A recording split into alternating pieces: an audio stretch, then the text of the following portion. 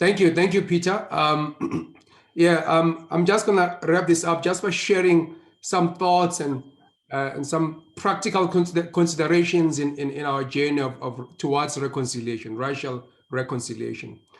What does the Lord need us to do in as we work towards reconciliation? Of course, we need to pray against issues of racism and pray towards reconciliation, reconcile societies. Prayer is going to be important in this journey, but we can't just end up with prayer. We need to also be advocates. We need to enter into the space of advocacy, and advocacy not just both in terms of our immediate circles and as well as within the public, and whatever platform that God is giving us, we need to use those platforms to advocate for a reconciled world, a reconciled community. So pray, advocate. And the third thing I think that we need to do is develop doctrine around this.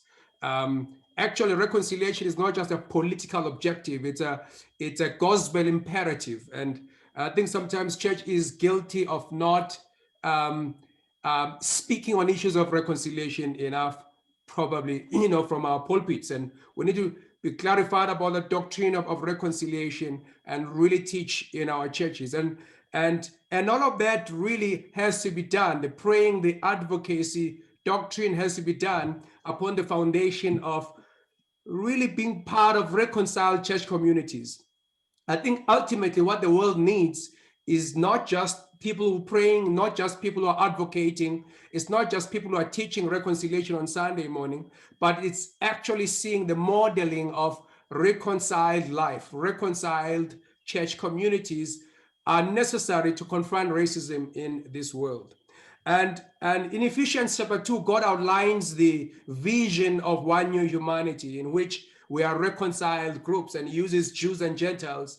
And that can be applied in different contexts. In South Africa, it applies to blacks and whites. It applies to, South Africans versus foreign nationals. It applies in different contexts.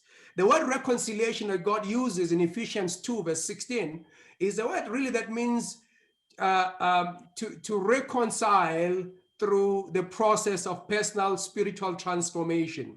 And so we cannot talk about reconciliation unless we are prepared to walk through a journey of personal spiritual transformation in our own lives. We need Christ to dismantle our own ethnic construct and clean us up, and reintroduce us to the world, whether we're black, white, whatever tribe that we're a part of. That's the word that Paul is using. So he's not just using a word. This word doesn't simply mean to embrace, to hug one another on Sunday morning. It really means to enter into a process of personal spiritual transformation in order to stand, to be cleaned up by the Lord, so that you can stand next to those who are different from you in terms of color or all of those things. And the other thing I want to highlight for us is that we have to guard against the danger of treating reconciliation as a commodity. And I think in South Africa we see this. For whites, whites tend to buy reconciliation by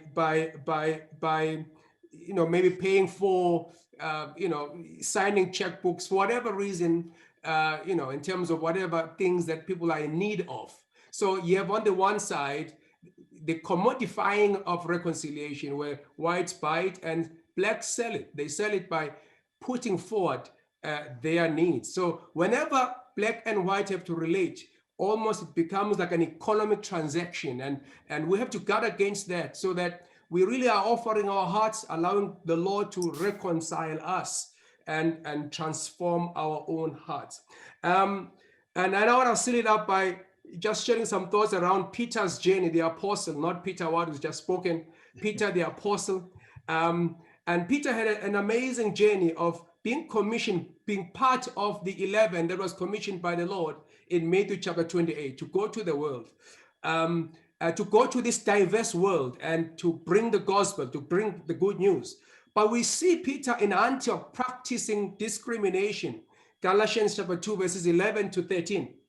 The apostle had racism within his own heart. So we need to really check our hearts here. And the word says in Galatians 2 that before certain men came from James, Peter used to eat with the Gentiles, but when they arrived, he began to draw back and separate himself because he was afraid. There was fear. And because of Peter's actions, other Jews began to join. We are leaders of leaders, and people follow what we do. And so Peter had this discrimination issue inside of his own heart. But we see finally that in Acts chapter 10, he was actually confronted by the Lord and convicted by the Lord when he had the story of Cornelius. And I think we need to be in groups of people where we can be challenged and hear other people's stories so that the Lord may confront our hearts and change us.